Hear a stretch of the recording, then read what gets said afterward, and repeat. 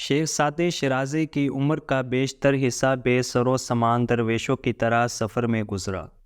ایک مرتبہ دمشق میں تھے، وہاں کے لوگوں سے کسی بات میں ناراضگی ہوئی تو فلسطین کے بیابان میں چلے گئے۔ یہ صلیبی جنگوں کا زمانہ تھا۔ وہاں عیسائیوں نے ان کو پکڑ لیا اور طرابلس شرق کے علاقہ میں خندق کھودنے کے کام پر دوسرے قیدیوں کے ساتھ لگا دیا۔ وہ خاموشی کے ساتھ اس مشقت کو برداشت کرتے رہے۔ مدت کے بعد حلب کا ایک معزز آدمی اس طرف سے گزرا۔ وہ شیخ سعدی کو جانتا تھا۔ انہیں اس حال میں دیکھ کر اس کو بہت افسوس ہوا۔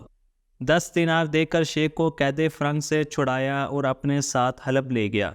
وہاں عزت کے ساتھ اپنے گھر رکھا اور مزید عنایت یہ کی کہ اپنی ناقد خدا بیٹی سے ان کا نکاح 100 دینار مہر معجل پر کر دیا۔ مگر بیوی سخت بد مزاج اور تیز زبان نکلی۔ اس نے شیخ کو بے حد پریشان کر دیا۔ ایک روز طعنہ دیتے ہوئے کہا، تم وہی ہو جس کو میرے باپ نے 10 دینار میں خریدا تھا؟ شیخ سعدی نے فوراً جواب دیا، ہاں میں وہی ہوں جس کو آپ کے باپ نے 10 دینار میں خریدا اور 100 دینار میں آپ کے ہاتھوں بیچ ڈالا تھا۔